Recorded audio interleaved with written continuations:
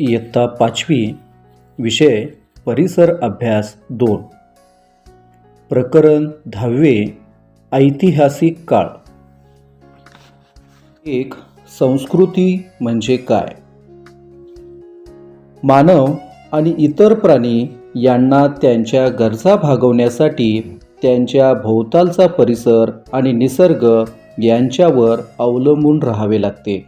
परंतु त्या गरजा भागवताना इतर प्राणी त्यांचा परिसर आणि निसर्ग या दोहोंमध्ये विशेष बदल करत नाहीत.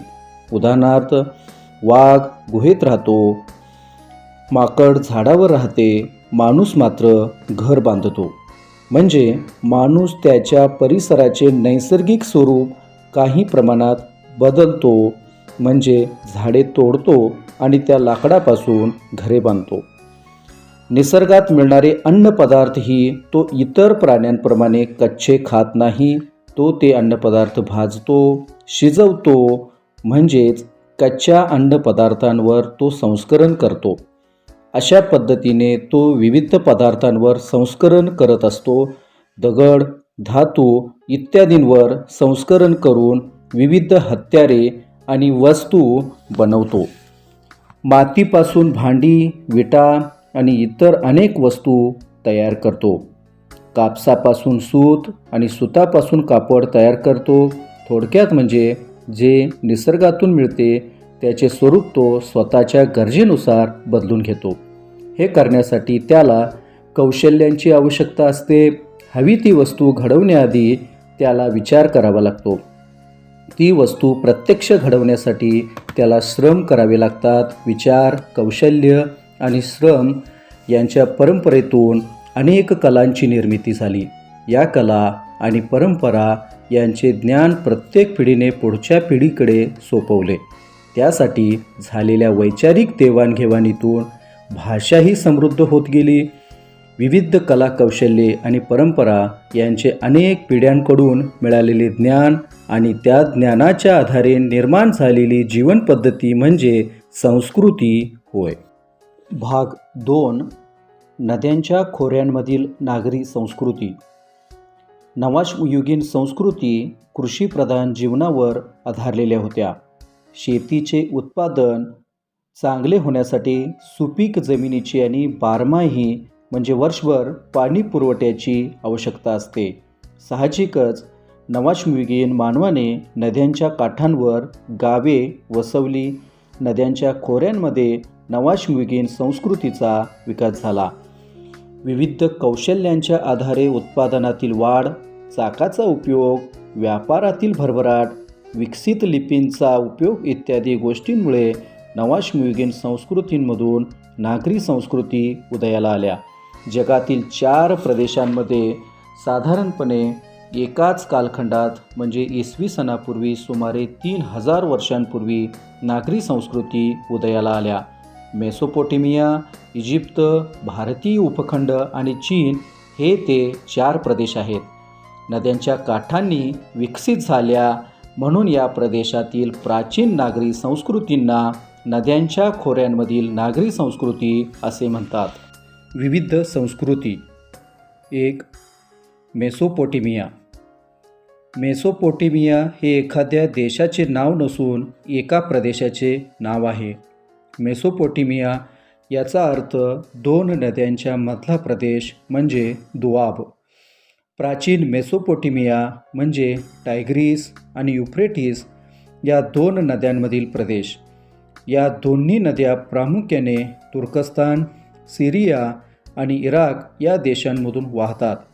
मेसोपोटेमियामध्ये ऊर, उरुक, निप्पूर यांसारखी प्राचीन नगरे होती. या नगरांमध्ये अतिशय समृद्ध अशी संस्कृती नांदत होती. 2. इजिप्त. आफ्रिका खंडातील उत्तरेला सहारा वाळवंटाच्या पूर्व भागातून नाईल नदी वाहते. तिच्या खोऱ्यात जगातील एक समृद्ध प्राचीन नागरी संस्कृती बहरली. ती संस्कृती म्हणजे इजिप्तची प्राचीन संस्कृती होय. नाईल नदीला दरवर्षी पावसाळ्यात पूर येतो. नाईल तिच्या काठांवर जो गाळ आणून टाकते, त्यामुळे तिच्या काठची जमीन अत्यंत सुपीक झालेली आहे. इजिप्तमधील प्राचीन संस्कृतीचे लोक ठिकठिकाणी बंधारे घालून नाईलच्या पुराचे पाणी साठवत असत. त्यातील गाळ खाली बसला की त्या पाण्याचा वापर सिंचनासाठी केला जाई. 3. चीनमधील होयांग हो नदीच्या खोऱ्यात चीनच्या नागरी संस्कृतीचा विकास झाला. चीनी परंपरेनुसार हुआंग दी या राजाने शेती, पशुपालन, चाकांची वाहने, नौका, वस्त्रे इत्यादींची सुरुवात केली. त्याच्या राणीने रेशीम उत्पादन आणि रेशीम रंगवण्याचे तंत्र शोधून काढले असे चीनी लोक मानतात. चीनमधील लोयांग, बीजिंग आणि चांगान ही शहरे महत्त्वाची होती. हडप्पा संस्कृती भारतीय उपखंडातील सर्वात प्राचीन संस्कृती हडप्पा संस्कृती या नावाने ओळखली जाते. ती सिंधू नदीच्या खोऱ्यात विकसित झाली. या संस्कृतीची पंजाबमधील हडप्पा आणि सिंधमधील मोहनजोदडो ही स्थळे प्रथम उजेडात आली. आता ती पाकिस्तानात आहेत. गुजरातमधील लोथल आणि धोलाविरा, राजस्थानमधील कालीबंगन ही या संस्कृतीची भारतातील काही प्रसिद्ध स्थळे आहेत. या संस्कृतीच्या नगरांची रचना आखीव होती. एकमेकांना समांतर काटकोनात छेदणाऱ्या रस्त्यांमुळे तयार झालेल्या चौकोनी जागेत घरे बांधलेली असत. धान्य साठवण्यासाठी धान्याची प्रचंड मोठी कोठारे, प्रशस्त घरे ही या नगरांची वैशिष्ट्ये होती. सांडपाणी वाहून नेण्यासाठी झाकलेली गटारे, घरोघरी स्नानगृहे, शौचालये अशी सार्वजनिक आरोग्याची काळजी घेणारी व्यवस्था होती. व्यवस्थित बांधून काढलेल्या खाजगी आणि सार्वजनिक विहिरी होत्या. नगराचे 2 ते 4 स्वतंत्र विभाग असत आणि प्रत्येक विभागाला संरक्षणासाठी स्वतंत्र तटबंदी असे.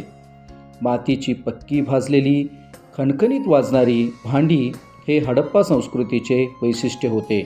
या भांड्यांचा रंग लाल असून त्यावर पिंपळपान, माशांचे खवले यांसारख्या आकृतींची सुबक नक्षी काढलेली असे. विविध प्रकारच्या रंगीत दगडांपासून बनवलेले मणी आणि कासे या धातूंच्या वस्तू बनवण्यात हडप्पा संस्कृतीचे कारागीर अत्यंत कुशल होते. त्या वस्तूंना मेसोपोटेमियात खूप मागणी होती. हडप्पा संस्कृतीच्या देवदेवतांची नावे माहीत नसली तरी ते लोक मातृदेवता आणि पशुपती यांची पूजा करत असावेत असे तिथे मिळालेल्या मातीच्या मूर्ती आणि मुद्रा यांच्या आधारे मानले जाते. भाग 4. खेळ आणि मनोरंजन. प्रत्येकाला जीवनात थोडा तरी विरंगुळा हवा असतो.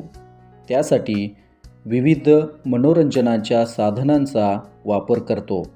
आज आपण TV, रेडिओ, व्हिडिओ गेम, संगणक, मोबाईल यांचा वापर मनोरंजनासाठी करतो. त्याचप्रमाणे प्राचीन नागरी संस्कृतींमध्ये खेळ आणि मनोरंजनाचेही विविध प्रकार होते. त्यामध्ये प्रामुख्याने शिकार आणि कुस्ती हे 2 प्रकार होते. त्यांखेरीज पट आणि सोंगट्यांचे खेळही खेळले जात. प्राचीन इजिप्तमध्ये सेनात नावाचा बुद्धिबळाशी साम्य असलेला सोंगट्या आणि पट घेऊन खेळला जाणारा खेळ लोकप्रिय होता. प्राचीन चीनमध्येही पट आणि सोंगट्या घेऊन खेळण्याचे विविध प्रकार होते. मेसोपोटेमिया आणि हडप्पा संस्कृतीमध्येही पट आणि सोंगट्यांचे खेळ लोकप्रिय होते. हडप्पा संस्कृतीच्या स्थळांच्या उत्खननामध्ये मुलांची विविध प्रकारची खेळणीही मिळालेली आहेत. त्या खेळण्यांमध्ये मातीच्या भिंगऱ्या, शिट्ट्या, खुळखुळे, बैलगाड्या, चाकांवरचे प्राणी व पक्षी यांसारख्या वस्तूंचा समावेश आहे. प्राचीन नागरी संस्कृतींमध्ये खेळांप्रमाणेच संगीत आणि नृत्य यांनाही खूप महत्त्व होते. कोणत्याही उत्सव प्रसंगी संगीत आणि नृत्य यांचे आयोजन आवश्यक असे. त्या काळी अनेक प्रकारचे वाद्ये वापरात होती. बालाग नावाचे एक तंतुवाद्य मेसोपोटेमियात प्रचलित होते. सारंगी हेही एक प्राचीन तंतुवाद्य आहे. त्याखेरीज झांजा, खुळखुळे, बासरी, ढोल अशी अनेक प्रकारची वाद्ये वाजवली जात असत. इजिप्तच्या राजांना फॅरो असे म्हणत. विशेष उत्सवप्रसंगी स्वतः फॅरोसुद्धा नृत्यांमध्ये सहभागी होत असे. हडप्पा संस्कृतीमध्ये सुद्धा नृत्याला विशेष महत्त्व होते असे अनुमान मोहनजोदडो येथील उत्खननात मिळालेल्या नर्तिकेच्या कांस्य मूर्तीच्या आधारे करता येते.